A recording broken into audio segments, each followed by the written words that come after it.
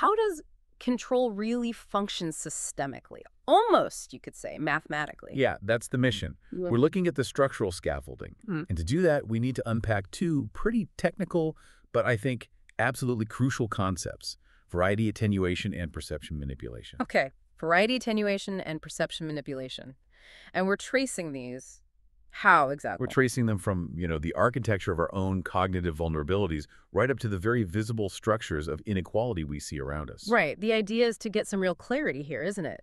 To move beyond seeing things like poverty or segregation just as, well, moral failings or simple prejudice. Exactly. We're really going to dig into the argument that what often gets labeled and frankly experienced as pure racism is actually a predictable functional outcome. An outcome of what, specifically? Of a sociocybernetic structure. A system where race, in the U.S. context particularly, acts as this, well, primary category for administrative control and, importantly, denial. It's definitely a challenging framework. Okay. But I agree, it offers a different kind of clarity. And here's where I think it gets really fascinating for anyone listening. We're going to connect that feeling, of being easily distracted, maybe always seeking out pressure, or even chaos traits often linked to ADHD. Right. We're connecting that directly to how collective reality is deliberately engineered, and even to the founding principles of American economic policy. It sounds like a stretch, but the connections are there. Yeah.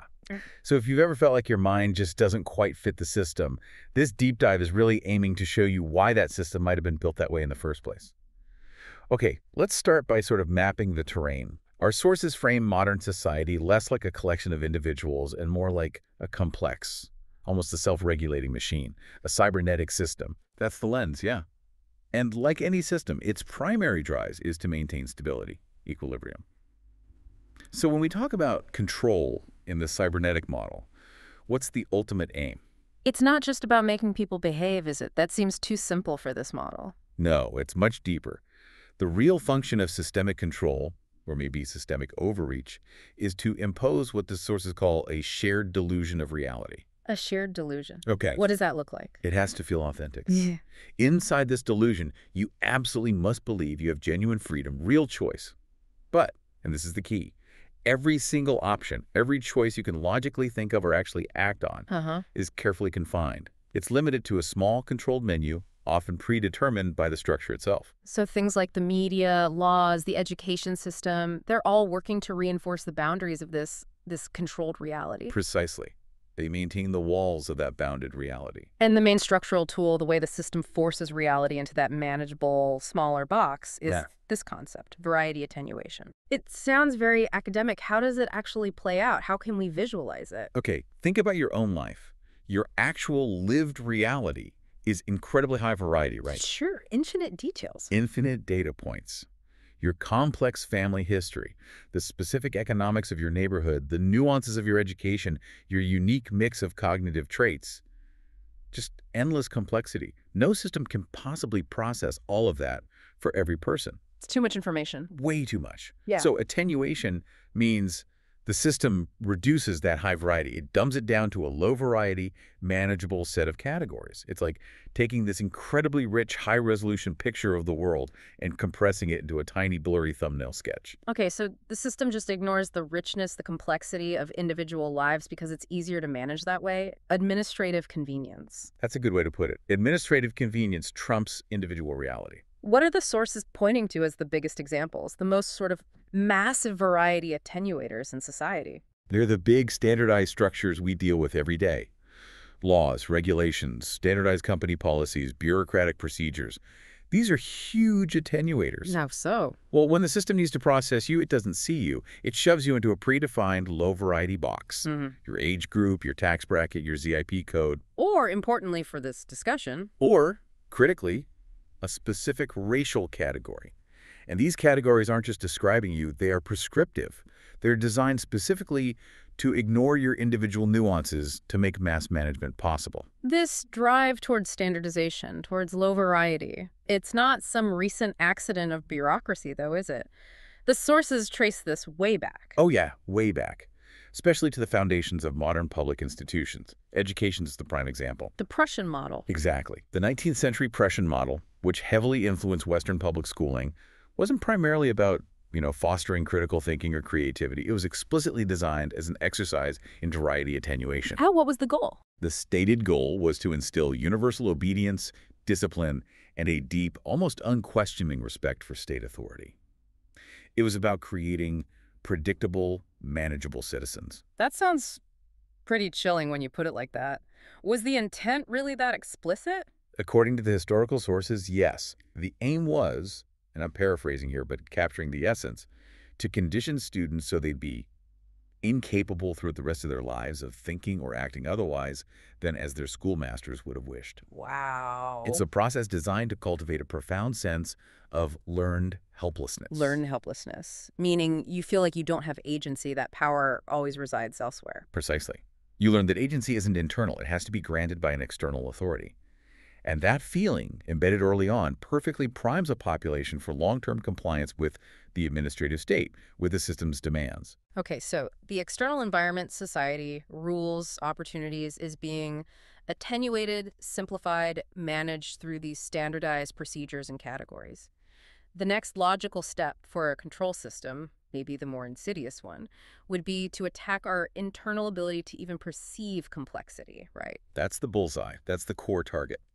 Strategically reducing an individual's internal requisite variety. Internal requisite variety. Let's break that down. It's basically your cognitive complexity, your mind's bandwidth, its ability to hold, process, and even reconcile multiple, often contradictory perspectives at the same time without just shutting down or collapsing into confusion. So if the system can shrink, Then you become fundamentally incapable of perceiving the true complexity of the world around you. You're forced to rely on the simple, often binary narratives handed to you by the system because you lack the internal mental space to generate or handle anything more complex. how does the system actually launch that kind of attack on our internal complexity? The sources use a really potent term, weaponized chaos. Weaponized chaos. It's the strategic, deliberate creation of an environment where you feel like you're constantly putting out fires.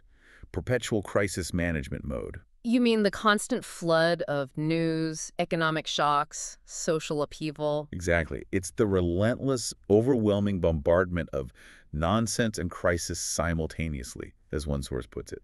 Economic anxiety, political polarization, sensational media narratives, social media outrage cycles.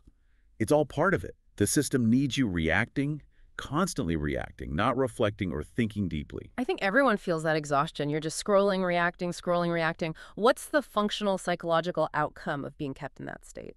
Well, when you're constantly forced to react to immediate high-stakes, high-amplitude threats or pseudo-threats, your brain essentially shifts gears. It stops prioritizing long-term strategizing and adaptation. It just focuses on the immediate. Right. You're forced to simplify your internal world drastically. You can't juggle 5 complex geopolitical theories when you're worried about paying rent next week or navigating the latest social media drama.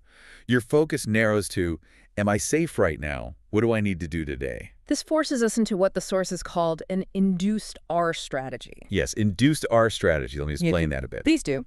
In ecology, you have K strategists and R strategists.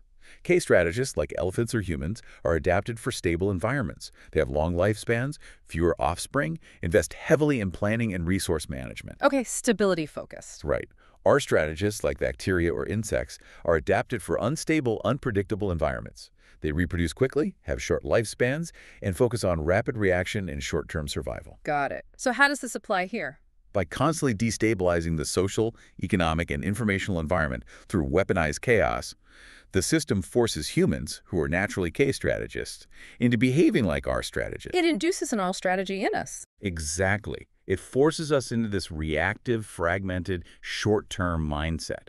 Long-term planning, critical thinking, developing complex internal models, collective action, all that K strategy stuff becomes functionally impossible when you're constantly putting out fires. And the result is? The result is individuals who feel isolated, exhausted, overwhelmed, and, frankly, desperate for any simple, clear narrative the system offers, just to feel a sense of stability, even if that narrative is limiting or false. Okay, so we've got the structural scaffolding, using variety attenuation to simplify the external world, and weaponize chaos to simplify our internal processing of it. Now, we need to look at how the system controls the actual content we perceive within those now simplified boundaries. Right. And that manipulation often starts at the most fundamental level, with language itself. This takes us back to something like the Somper-Whorf hypothesis, the idea that language shapes thought. Yes, but viewed through this cybernetic control lens, language isn't just a neutral tool for labeling a pre-existing reality. The sources argue it actively sculpts and structures our reality. If the language you use forces you to categorize an experience in a specific, narrow way, your ability to perceive or even conceive of that experience more holistically, more broadly, is significantly reduced. Language essentially builds the fences around your mental landscape. And the very structure of our language, the way we categorize things day to day, apparently creates specific, measurable weaknesses in our cognition. This is the neural binding conflict the sources discuss. That's it. It's this fascinating clash between the, frankly, arbitrary structure of human language and the continuous flow of our actual neural experience. Give us an example. Okay, think about concepts like nostalgia versus déjà vu. Our language demands we treat these as sharp, distinct categories, right? Two separate bins. Yeah, they feel different when we label them. But the underlying neural processes, the actual brain activity involved when you experience those feelings, are apparently highly unified, maybe even 70% overlapping or unified neural activity. The experience flows, but language forces us to chop it up and put it into separate boxes. And this mismatch, this conflict between the unified experience and the separate labels, creates a kind of cognitive friction that we can actually see in the brain. Absolutely. Neurologically visible.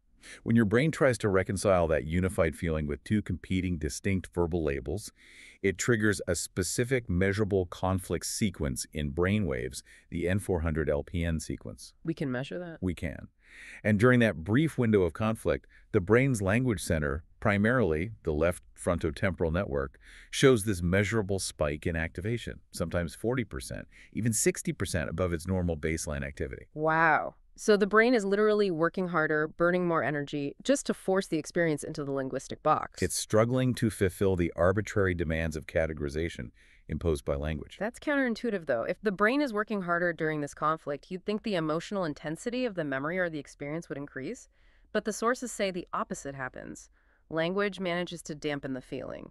That's the critical functional outcome, and it's where the vulnerability lies.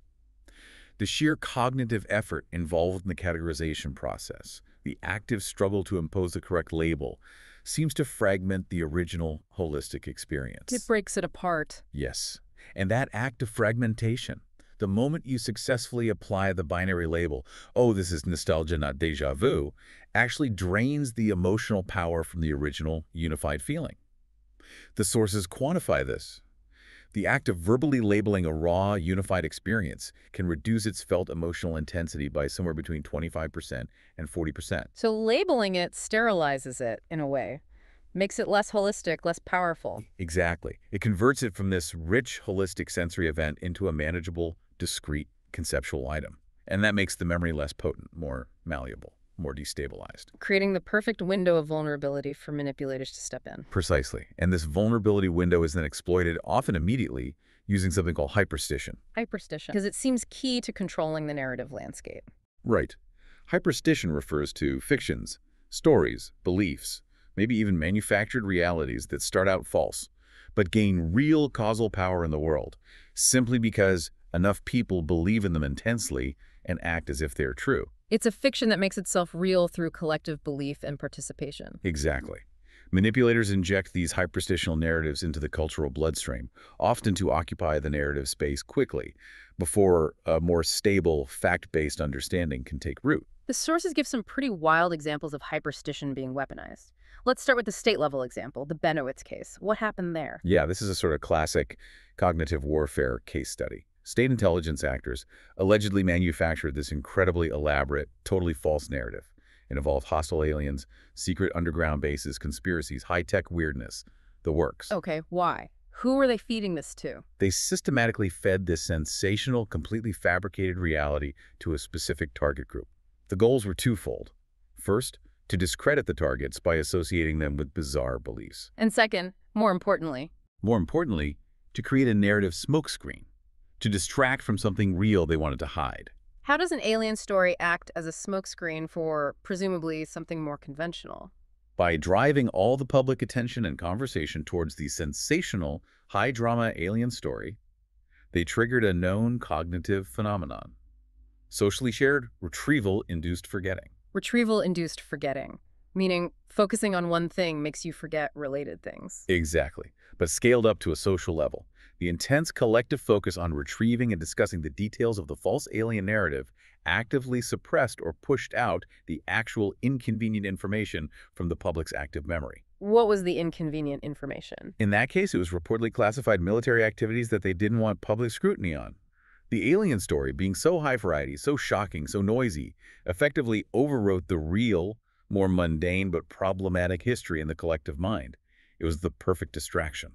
So high-variety fiction is used to attenuate complexity and effectively erase the memory of real, inconvenient facts. That's quite a tool. It is. And corporations use a similar, perhaps less dramatic, but maybe equally effective version of this kind of psychological hijacking all the time. How does that work in the corporate world? Well, the corporate strategy often targets that neural binding conflict we talked about earlier, the nostalgia déjà vu fuzziness. Ah, right. They use very specific linguistic triggers in advertising, specific imagery, sounds, maybe even smells in retail environments, all designed to activate those unified nostalgia déjà vu networks before your conscious brain has a chance to step in and apply a specific critical label like, this is just an ad trying to manipulate me. So they're trying to create a feeling before thought. Precisely. The goal is to engineer this subconscious feeling of predestined familiarity and trust with their brand or product. By hijacking that pre-linguistic, fuzzy, unified neural experience, they aim to bypass your critical evaluation filters entirely. Whether it's state actors or corporations, the goal seems the same. Yeah, the underlying goal is always to collapse ambiguity, complexity, or inconvenient facts into a defined, favorable, often pre-scripted state. And preemptive linguistic suggestion or hyperstitional narrative flooding is the key weapon. Okay, this feels like the point where all these threads, variety attenuation, perception manipulation, really come together in a critical way. If the system's core function is using these low-variety categories and linguistic fictions to manage reality, what happens when the most powerful, most consistently used low-variety administrative category, the main lever for attenuation, is race? Well, the outcome, according to the sources we're drawing on, is profound and deeply embedded. It means that systemic control and what we perceive and experience as racism become functionally, operationally, almost inseparable within the American historical context. To really grasp that, we need to look at the underlying structure, right? You mentioned Dr. Martin Luther King Jr.'s analysis. Yes, his later work particularly, he argued very forcefully that the nation's fundamental economic structure was intentionally built from the ground up to deny an economic base to formerly enslaved people. The system wasn't necessarily built to be morally evil in intent, perhaps, but it was absolutely built to be structurally unequal from the start. King called the Emancipation Proclamation itself a cruel jest. Strong phrase. What was the specific structural failure he was pointing to? It's a piece of history that often gets glossed over, but it's crucial.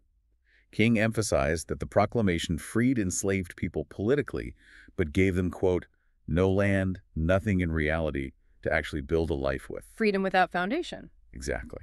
They were granted political status, but explicitly denied the economic floor, the capital, the resources necessary for stability, let alone generational wealth accumulation. And this denial wasn't just passive, was it? It wasn't just not giving them anything. No, that's the critical point. It was active denial occurring simultaneously with the government lavishing resources on others. At the very same time that formerly enslaved people were turned loose with nothing, the U.S. government was actively giving away millions upon millions of acres of valuable land, primarily through things like the Homestead Act. Mostly to white European immigrants. Overwhelmingly. So the government actively subsidized and built the economic foundation for large parts of the white population with free land, while simultaneously, pointedly refusing to provide any similar economic floor, whether reparations, land grants, access to capital to the black population whose unpaid labor had built vast wealth for centuries. It created this massive, immediate, and arguably permanent structural handicap right from the start. Absolutely. Which leads directly to the cruel jest King described. Which was? The subsequent societal demand that this bootless man, this person intentionally denied the foundational resources and tools, the boots, must now magically lift himself by his own bootstraps. It's blaming the victim for the conditions the structure itself created. The system engineered the disadvantage and then demanded self-reliance. Precisely. And King argued this foundational structural failure inevitably, statistically, created what he called the other America. Meaning? meaning the segregated neighborhoods, the chronically high unemployment rates, the cycles of poverty, the places filled with, in his words, blasted hopes and shattered dreams. He pointed out that economically, by the 1960s, Black Americans were often worse off relative to white Americans than they had been in some previous decades, with Black unemployment stubbornly remaining at least double the rate for whites. Okay, so how does this connect directly back to variety attenuation? Because race, within this specific U.S. historical and structural context, became the primary engineered low-variety administrative category. It became the main lever the system used for variety attenuation, the quickest, easiest, most historically embedded way to sort people into high-opportunity tracks and opportunity-denied tracks. So the structure itself demanded racial sorting. That's the cybernetic conclusion presented in the sources. The very structure of the country, particularly things like the legal framework around real estate and property rights, inheritance laws, access to credit, it was all set up, maybe not always with conscious malice by every actor, but functionally set up to ensure that opportunity wasn't just divided, but inherited along racial lines. So when the system needs a simple category, a low variety box, to manage scarce resources, whether that's funding for schools, access to good jobs, accumulating housing wealth. Race becomes the default, historically ingrained fault line that the administrative system reverts to. It's the path of least resistance for systemic sorting and denial. Which means that individual choices made by people today, people who might not see themselves as prejudiced at all, can still end up feeding this unequal systemic output. Yes, because they are operating within a structure that is already tilted, a structure that uses race as a primary sorting mechanism. Think about school segregation. The fact that schools today are often still deeply segregated, sometimes even more segregated than they were in 1954 after Brown v. Board, and are wildly unequal in resources. That's not solely because every single principal or school board member is actively racist in their heart. It's the structure. It's largely the outcome of deeper structural forces. Residential segregation driven by real estate practices, zoning laws that concentrate poverty, funding formulas based on local property taxes which perpetuate historical economic denial rooted in race. The mechanism is administrative and economic, but the visible outcome is starkly racialized. So the core argument here, the really vital conclusion from these sources, is that what is often perceived and experienced as day-to-day racism, specific denials, disparate impacts, statistical failures, is frequently the inevitable of a structure that was designed, or at least evolved, to divide opportunity and deny that economic base, using race as the key sorting tool. Exactly. And understanding that helps explain the system's defense mechanisms. How so? The intense, often deeply racialized resistance, the ambivalence, the political backlash we consistently see whenever serious attempts are made to implement corrective measures.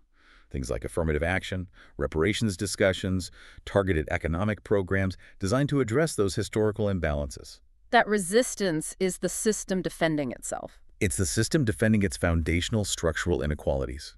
King understood this deeply. He argued that while laws might not be able to change the heart of every individual, laws can and absolutely must regulate behavior to change the habits of men. The fight has to be structural because the injury was structural, the ongoing harm is structural, and the control mechanism itself is administrative and structural. Okay, so if the system is fundamentally built on variety attenuation, if it demands standardization, predictability, low variety labor, then it seems logical that any high-variety cognitive style would inherently be seen as inefficient, maybe even a threat. That leads directly to what some call the hunter-farmer mismatch. Hunter-farmer mismatch. Explain that. The modern industrialized, standardized system overwhelmingly rewards the farmer mindset. That's the mindset that excels at specialized, sequential, predictable, detailed, planned, repeatable tasks. Think assembly lines, bureaucratic processes, standardized testing. It fits the low-variety demands of the structure. Perfectly. The hunter mind, on the other hand, often characterized by traits associated with ADHD, is different. It's typically dynamic, nonlinear, hypervigilant to environmental changes, novelty-seeking, and often excels in high-stimulus, rapidly changing, even chaotic environments. Think entrepreneurs, emergency room doctors, creatives, perhaps. So the system needing that predictable farmer conformity. It must pathologize the hunter mindset. It has to frame it as chaotic, distractible, defiant, impulsive, dysfunctional. It can't easily accommodate or value that high-variety cognitive style. Let's explicitly tie this back to the cybernetic goal we discussed. If the structure is built to enforce low-variety labor compliance, is pathologizing the hunter mind serving a specific economic purpose for the system? Oh, absolutely, the sources argue. That nonlinear, easily bored, stimulation-seeking, sometimes disruptive nature of the hunter mind is fundamentally incompatible with the compliant, disciplined, interchangeable worker needed for that Prussian model labor force we talked about earlier. Right, the obedient worker. So, by slapping medical or behavioral pathology labels on the hunter mind, the system performs a neat trick. It transforms what is essentially a cognitive mismatch between the individual and the environment into an individual failing, an internal deficit. It puts the blame on the person, not the structure. Exactly. It removes any onus from the rigid structure itself and subtly pressures the individual to conform to the low-variety labor model, often through medication or behavioral modification aimed at suppressing those disruptive hunter traits. And this hunter brain, this ADHD brain, adapted perhaps for surviving high-stimulus, unpredictable environments. It learns a kind of coping mechanism that actually ends up being self-sabotaging within this rigid system. Yes, this internal paradox develops. The ADHD brain often finds it performs optimally only under extreme, last-minute, high-pressure deadlines. It excels at damage control, pulling things off miraculously at the 11th hour, rather than the mundane, consistent, day-to-day process of damage prevention. Why does that happen? Because trying to fit the farmer's sequential low-stimulus mold often feels like guaranteed failure. It's boring, it's difficult to maintain focus, so the individual learns, often subconsciously, an adaptation. Look, if I'm probably going to screw this up anyway trying to do it the right way, I might as well wait until the absolute last minute when the adrenaline kicks in, the pressure's intense, and I know I can perform. They actively seek the chaos because that's where they feel competent. Right. It validates their ability to handle high stakes, to rise to the challenge. But, and this is the trap, this preference for chaos, this reliance on crisis mode, fundamentally prevents the development of stable routines, long-term planning skills, and the kind of consistent output the system demands for success. It prevents self-mastery in the conventional sense. And this instability, this feeling of failure born from the cognitive mismatch, often leads down a dangerous path towards self-medication, doesn't it? The link is stark and statistically undeniable. The sources state that approximately half of adults diagnosed with ADHD also have a co-occurring substance use disorder. Half. That's huge. It is. There seems to be an inherent biological vulnerability. One source described it as coming into the world with a -50 addiction resist. And crucially, substances are often used not primarily for recreation or pleasure, But as an escape. as a desperate escape. An escape from the intense, corrosive internal shame. The shame of knowing you're intelligent, maybe even brilliant analytically, yet constantly failing to perform basic tasks, meet deadlines, or just function smoothly within the system's rigid expectations. The substance offers temporary relief from that painful self-awareness. And the real tragedy here neurologically is that this cycle, the chaos seeking, the failure, the substance use, actively damages the very part of the brain that could help stabilize the person. Yes, it's like a neuroscientific trapdoor. The chronic stress, the inconsistent behavior patterns, and especially the impact of substance use actively disrupt and impair the functioning of the habit circuitry in the brain, which is primarily located in the basal ganglia. The basal ganglia that controls habits. It's the brain's governor of automatic behaviors, routine formation, stable pressure needed to build the consistency that could counteract ADHD's inherent instability. So, by continually engaging in behaviors that sabotage this area, the individual gets locked into this vicious, self-reinforcing cycle. Instability leads to coping mechanisms that increase instability, solidifying their noncompliance and reinforcing the system's label of them as dysfunctional. Okay, now let's bring in the structural attenuation lens from the last section. We have this high cognitive variety, the hunter mindset, and we have the primary administrative attenuation category in the U.S. race. What happens when these two intersect, particularly for Black youth exhibiting these high variety, maybe chaotic hunter behaviors? This is where cognitive variance meets structural destiny, amplified by racial bias. When a Black child, particularly a Black boy, exhibits that typical hunter behavior in a setting like a classroom, maybe high energy, impulsivity, difficulty sitting still, questioning authority, nonlinear thinking. Behaviors that might get a different interpretation for a white child. Exactly. The existing structural racial bias embedded in the institution and often held unconsciously by individuals within it, teachers, administrators, immediately kicks in and amplifies the negative interpretation.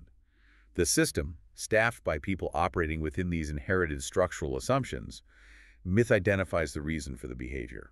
So instead of seeing a potential cognitive mismatch, maybe ADHD needing support or accommodation. They are far more likely to receive a moral judgment, a character label. The behavior isn't seen as stemming from a different cognitive wiring. It's labeled as defiant, disruptive, oppositional, aggressive, or just plain rowdy. It's a punitive label instead of an observant one. Precisely. And this punitive mislabeling becomes the entry point for disciplinary systems rather than support systems.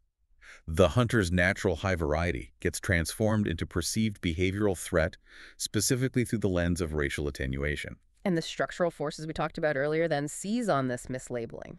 They absolutely do. Yeah. It accelerates that child's trajectory away from paths of educational attainment and towards the statistical trap of the other America. This mislabeling leads directly to disproportionately high rates of school suspensions, expulsions, lower graduation rates. Feeding into the cycle of unemployment and poverty later on. Exactly. Feeding directly into those devastatingly high youth unemployment figures we see in many urban communities, sometimes reaching 30 or 40%.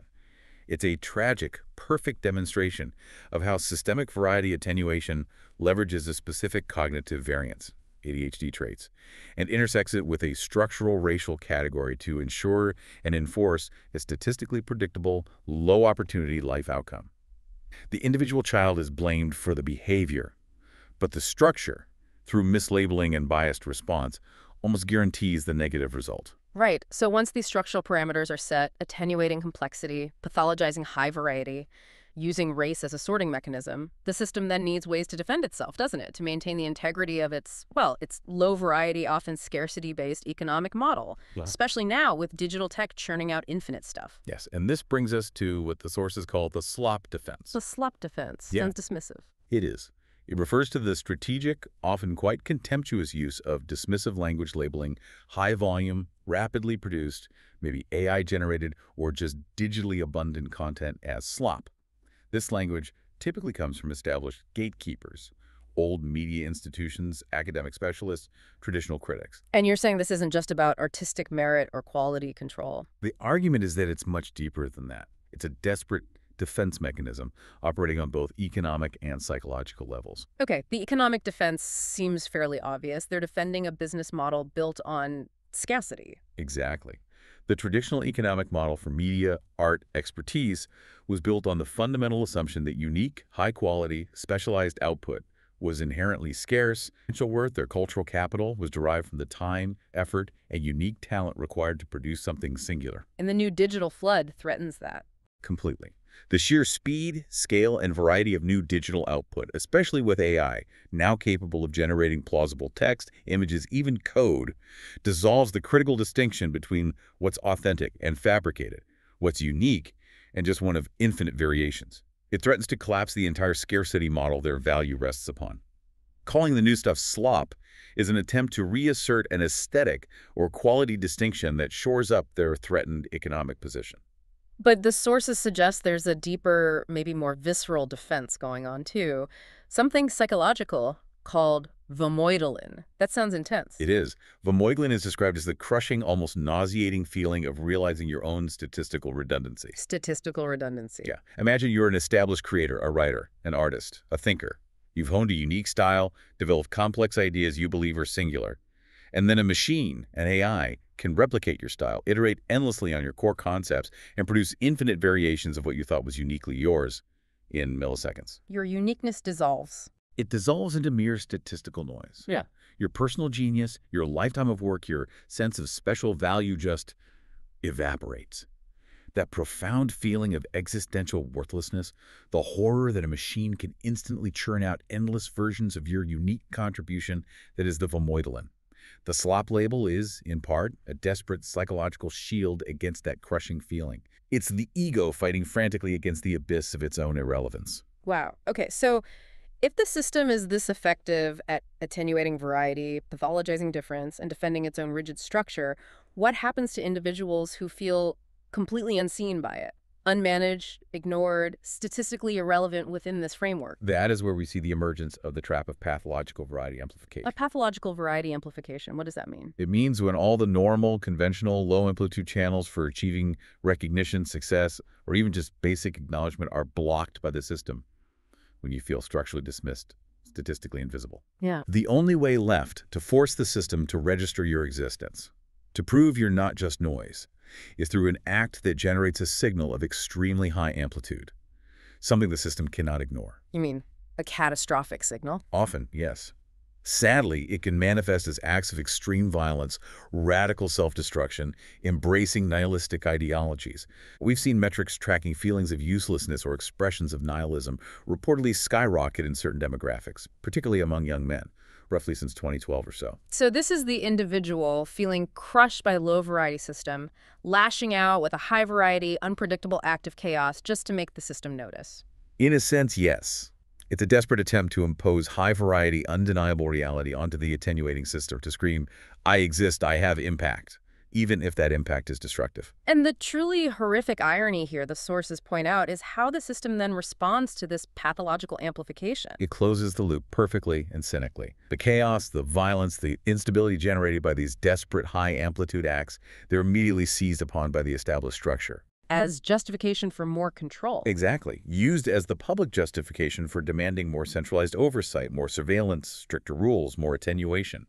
The very problem created or exacerbated by the structure's rigidity and dismissal is used to rationalize tightening the systemic grip even further. It becomes a terrifyingly effective self-reinforcing loop of control. Recognizing this whole picture, the attenuation, the pathologizing, the defenses, this trap of amplification, it can feel overwhelming, almost paralyzing. Especially, perhaps, for that high-variety hunter mind who might understand these mechanics intellectually but still struggles to execute within the system. Where do the sources suggest a path for meaningful individual resistance lies? The path offered is one of cognitive reframing, specifically using a meditative and highly analytical technique, sometimes referred to as klishta. Klishta. Yeah. The core problem, the technique suggests, is that most of our actions, our motivation, our paralysis stem not from objective reality itself, but from our mind's emotional coloring of that reality. The negative associations, the fears, the baggage we attach to facts, that's the klishta. And the hunter mind, the ADHD mind, often has strong analytical skills, right? Even if execution is a challenge. Exactly. The analytical capability is often sharp, intact, even superior. But the execution gets hijacked by the emotional klishta, by shame, by fear of failure, by overwhelm. So the goal of this klishta technique is to leverage that analytical strength to consciously separate the emotion from the reality. How does one actually do that? It requires real analytical discipline. The practice involves, quite literally, writing things down in two distinct columns. Okay, column one. Column one is, what is the objective reality? This has to be stripped bare of any interpretation, just the direct, factual, measurable observation. For instance, the project deadline is tomorrow at 5 p.m., or I have received critical feedback on this draft. Just the facts. And column two. Column two is, what is the association? What is the emotional coloring, the fear, the shame, the story, the destructive meaning, the klishta, that my mind is automatically attaching to that objective reality? So for the deadline example, the klishta might be. It might be, I'm a complete failure, or I'll never finish this on time, just like always, or everyone will see how incompetent I am. All the negative self-talk and catastrophic predictions triggered by the simple fact of the deadline. And by consciously, deliberately separating those two columns, writing them down, what actually changes in terms of motivation or action? You isolate the destructive projection. You see it clearly for what it is, a mental association, not the reality itself. When you do that consistently, your motivation circuitry can begin to respond cleanly, logically, and appropriately to the objective reality in column one, the deadline, the task, the actual structure you need to navigate. Instead of being paralyzed or driven by the emotional storm in column two. Exactly. You stop reacting to the discouraging, often inaccurate emotional projections. It's about applying that intact analytical capability of the high-variety mind directly to the structural problem and the internal emotional noise, allowing for more effective action and habit building within the system as it actually exists, regardless of your personal history or emotional baggage around failure. It's a tool for agency. Hashtag outro. Well, we have certainly done a deep dive today into what the sources call the structural scaffolding of control. We started by really exploring those cybernetic mechanisms, variety attenuation. Right, how standardized laws, policies, even education systems rooted in compliance systematically filter complexity, reduce our own cognitive capacity, and enforce this shared, often fragmented version of reality. And then we saw how this system actively works to manipulate our perception of that reality through language itself, leveraging things like neural binding conflicts. Yeah, and hyperstition those fictions that become real simply through belief to destabilize memory, overwrite inconvenient facts, and make collective false narratives feel true. And crucially, we traced this structural framework directly to entrenched inequality, looking at the argument that what's often perceived as just individual or spontaneous racism is, in fact, the engineered, statistically predictable outcome of a system. A system that specifically uses race as a primary administrative category for economic denial Yeah. and sorting that cruel jest Dr. King identified, dating all the way back to the failure to provide any economic foundation for formerly enslaved people. And finally, we examined how high individual variety, like the ADHD hunter mindset, gets pathologized within this rigid low variety structure, how that can lead to cycles of self-sabotage, chaos-seeking, and statistically predictable failure, especially when intersecting with racial bias. But also, importantly, we looked at a potential path to resistance through cognitive reframing, using that Kleshta technique to separate objective reality from the mind's emotional coloring. So the key takeaway for you listening to this seems to be that while the system often thrives by forcing you into a fragmented, reactive R-strategy mindset, your agency lies in recognizing that. It lies in leveraging your own cognitive complexity, your internal requisite variety, and using analytical tools, like that reframing technique, to respond to the reality of the structure, not just the paralyzing emotional narratives it tries to impose on you. Right. Which brings us to our final provocative thought for you to consider this week. There are mathematical models emerging around social memory, collective attention, and some suggest a fairly specific decay pattern. Okay. That the peak influence of a major collective memory or narrative starts to fade significantly, maybe loses critical mass, around 10 to 11 days after peak public attention shifts away from that topic. Interesting. A predictable shelf life for collective narratives. Potentially. So if these engineered hyperstitional narratives, those powerful fictions that shape reality through belief, if they do have a somewhat predictable, calculable decay point in the public consciousness, what's your ethical responsibility when you recognize a harmful, divisive, maybe false narrative is nearing that calculated point of decay? Do you just let it fade naturally? Let the system's memory hole do its work? Or do you have a responsibility to actively intervene, to perhaps accelerate its demise by strategically introducing factual counterinformation just as its grip is weakening? What does ethical action look like at the decay point of harmful hyperstition? Definitely something to chew on. Thank you for joining us on this deep dive.